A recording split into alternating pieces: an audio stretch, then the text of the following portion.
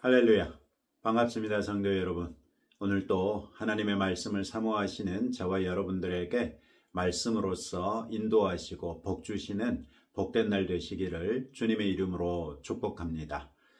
오늘 우리가 함께 묵상하는 하나님의 말씀은 역대상 9장 1절부터 34절까지 말씀입니다. 오늘의 성경은 포로 생활에서 돌아와 예루살렘에 정착하여 성전 재건과 봉사에 참여한 사람들을 소개하고 있습니다. 1절, 2절은 오늘 우리가 묵상하는 1절부터 34절까지 말씀의 서론이라고 할 수 있겠습니다. 먼저 1절은 온 이스라엘이 그 계보대로 계수되어 그들은 이스라엘 왕조실록에 기록되니라, 이렇게 말하고 있습니다. 1장부터 8장까지 길게 살폈던 이스라엘 백성의 족보들이 이스라엘 왕조실록에 기록된 것들이라고 말합니다. 물론 여기에서 이스라엘 왕조실록이란 당연하게도 통일왕국 때의 왕조실록과 남북 분열왕국의 각각의 왕조실록을 모두 가리키는 것으로 볼 수 있겠습니다. 열왕기서에서도 반복해서 이스라엘 왕 역대지략 혹은 유다 왕 역대지략 이런 것들이 언급되고 있는데 이 왕조실록들을 가리키는 것으로 볼 수 있겠죠. 그 왕조실록들을 다 참고해 가지고 뿌리를 쭉 거슬러 올라가서 이제 바벨론 포로기에서 돌아온 사람들까지 이름을 기록해서 역대 왕조실록에 명단을 올렸다, 이런 말이 되겠습니다. 1절 하반절에 보시면 유다가 범죄함으로 말미암아 바벨론으로 사로잡혀 갔더니 라고 말합니다. 여기에서 유다만 언급되고 북왕국 이스라엘이 언급되지 않는 것은 역대기의 기록 목적이 바벨론 포로에서 돌아온 유대 공동체의 회복이었던 것을 생각해 보면 쉽게 이해됩니다. 북왕국은 유다보다도 훨씬 이른 주전 722년에 이미 멸망했고 아시리아의 여러 지역으로 강제 이주당했으며 이방인들이 사마리아 지역으로 옮겨져 살게 됐습니다.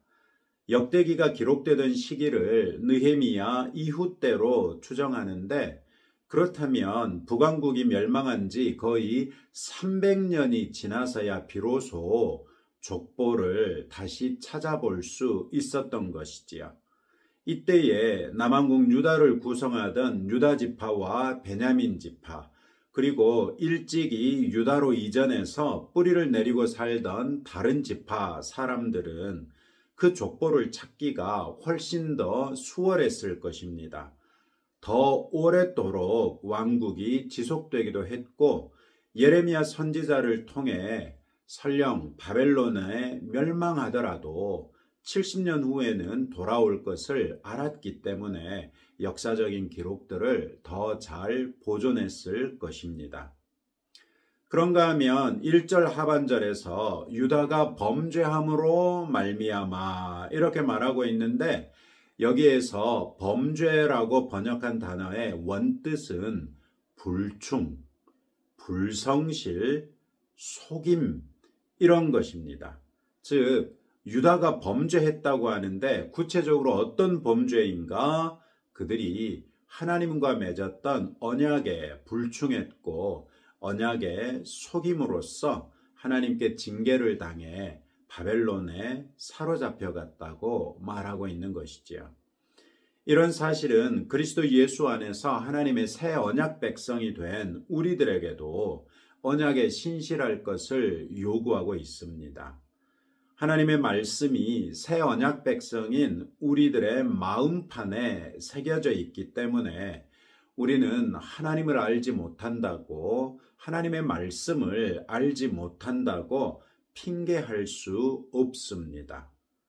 하나님 앞에서 핑계대고 쩔쩔매는 그런 성도가 아니라 믿음의 열매로서 하나님 앞에서도 당당하고 떳떳한 성도가 되어 보시지 않겠습니까?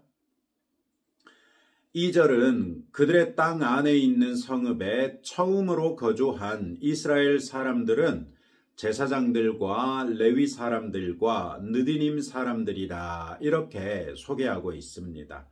이 문장을 히브리 원어에서 직역해 보자면 이렇습니다. 제일 먼저 그들 성읍에 그들 소유지에 거주한 사람들은 이스라엘 사람, 제사장들, 레위인들, 그리고 느디님 사람들이다. 즉 2절은 주전 538년에 주전 538년에 수룹바벨과 세스바를 중심으로 49,897명이 1차로 귀환했을 때 하나님께서 원래 이스라엘 백성에게 기업으로 주셨던 그 땅에 정착했던 사람들을 가리키는 것입니다. 그런 다음 3절에서 유다 자손과 베냐민 자손과 에브라임과 므낫세 자손 중에서 예루살렘에 거주한 자는 이렇게 말하고 있어서 그 이후에 포로 귀한 자들 가운데 예루살렘에 정착한 사람들을 중심으로 소개하고 있습니다. 이때 역대기 기자는 유다 자손, 베냐민 자손뿐만 아니라 에브라임과 므낫세 자손을 언급하고 있습니다. 예루살렘에 정착한 사람들 중에는 남왕국 유다 사람들뿐만 아니라 북왕국 이스라엘 출신 후손들 또한 있었다고 말한 것이지요. 그러나 정작 이어지는 기록에서는 에브라임과 므낫세 자손은 언급되지 않습니다. 이는 역대기 기자가 바벨론 포로기 이후에 유대 공동체의 회복에 남왕국 유다의 회복뿐만 아니라 북왕국 이스라엘까지를 포함한 이스라엘 12지파의 회복을 염두에 두고 있었다는 것을 보여주지요.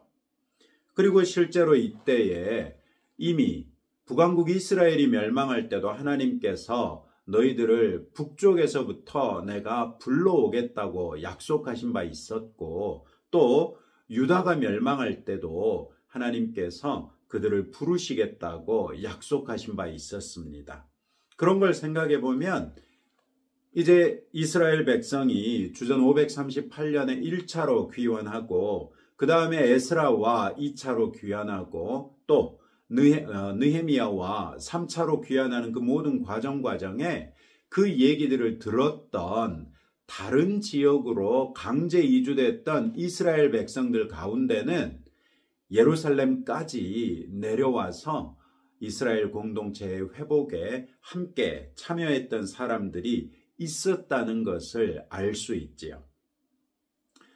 한편 오늘의 성경에서 예루살렘에 거주한 사람들의 숫자가 느헤미야에서 언급된 숫자보다 더 많습니다. 예를 들어 5절에서는 유다 자손의 숫자를 690명이라고 했는데 느헤미야 11장 6절에서는 468명이라고 합니다.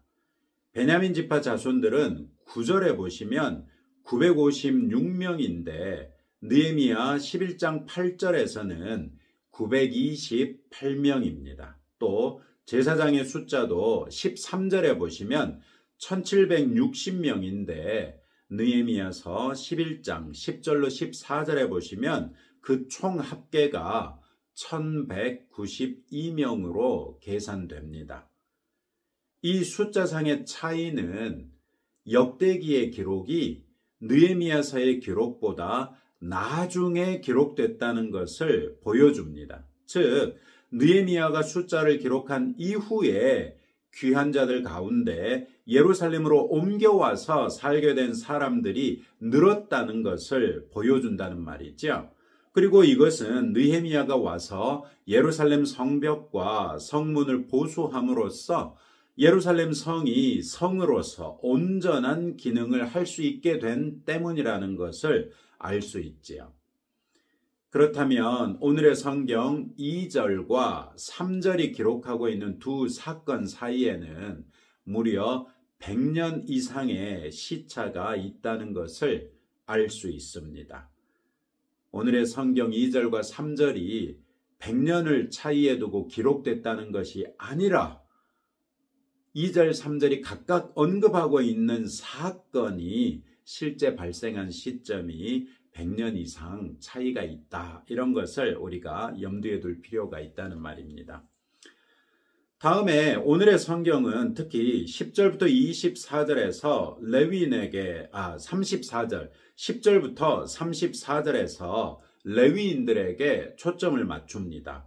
레위인들은 제사장이라든지 찬양대라든지 문지기 등등으로 성전에서 봉사하던 사람들이었습니다. 역대기가 유대 공동체의 회복의 중심에 성전 제사와 율법의 회복을 두고 있기 때문에 레위인들의 사명감과 헌신이 그만큼 중요했기 때문으로 보입니다.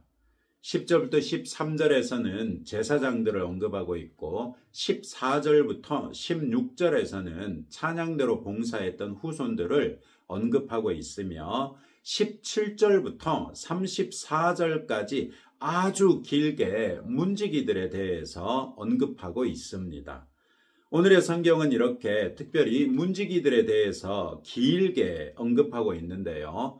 이는 포로에서 귀환한 후에 재건된 성전을 지키는 것이 그만큼 큰 헌신이 필요했기 때문일 것입니다.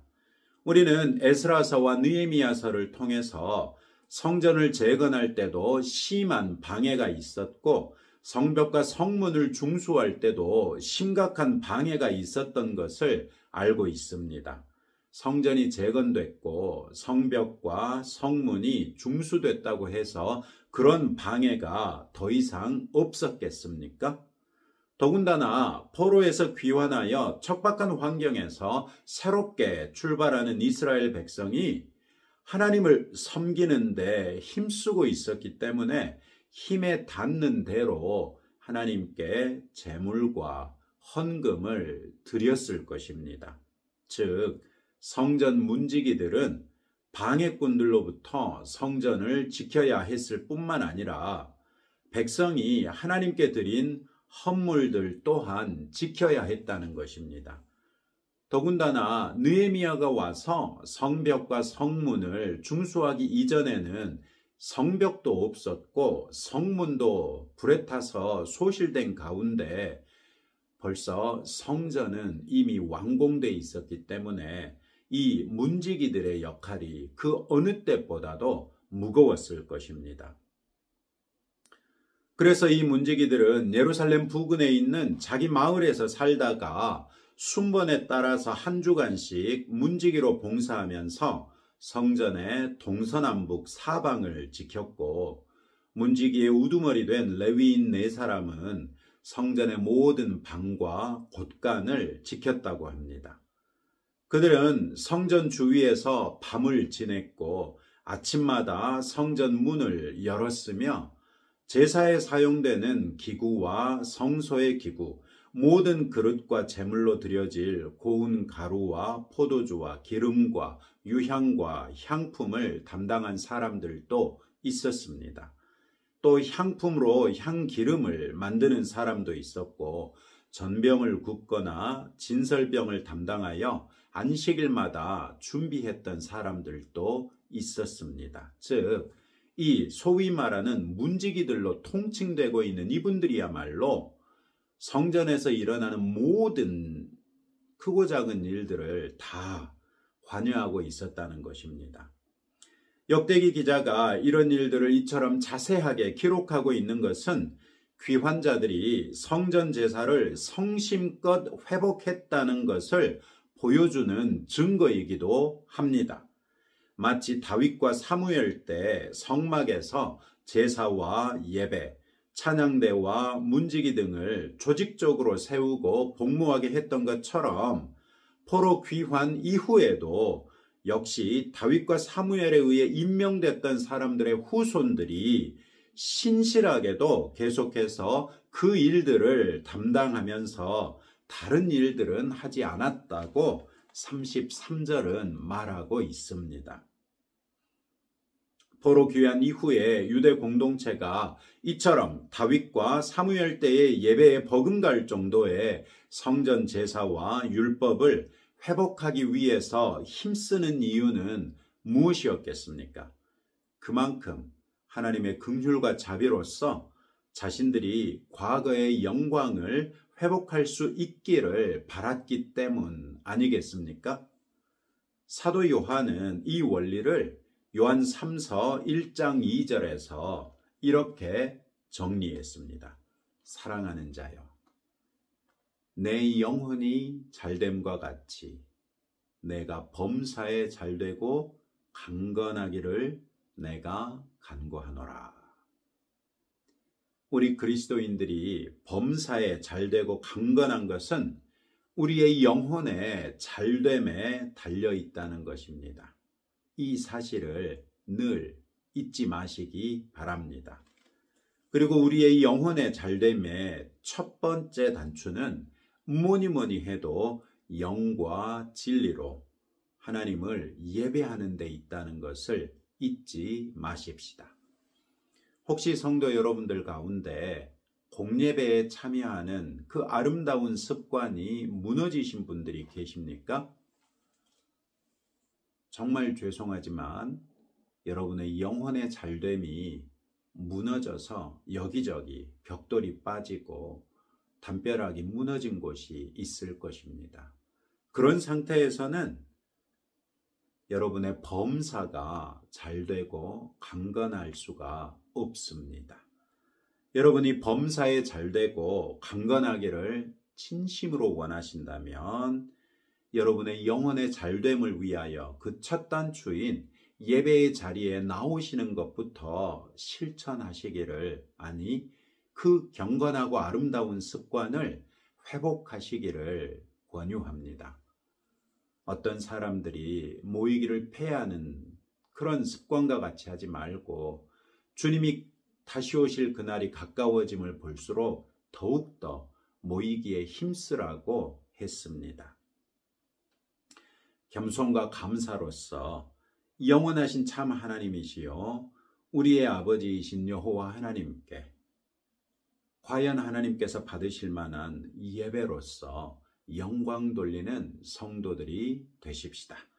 오늘도 이런 말씀을 붙들고 다음과 같이 함께 기도하겠습니다. 우리 마음판에 새겨진 하나님의 말씀에 따라 신실하게 삶으로써 새 언약 백성으로서 주 안에서 언약에 신실하도록, 먼저 우리의 영혼이 잘됨으로써 우리가 범사에 잘되고 강건하도록, 또 그것을 위해서 우리가 영과 진리로 하나님께 온전히 예배드리는 성도들이 될 수 있도록 함께 기도하겠습니다.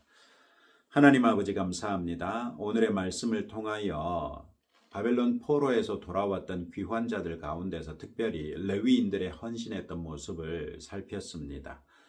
얼마나 유대 공동체가 성전 중심의 제사와 율법의 회복을 통하여 유대인 공동체의 회복을 간절하게 바랬는지를 살폈습니다.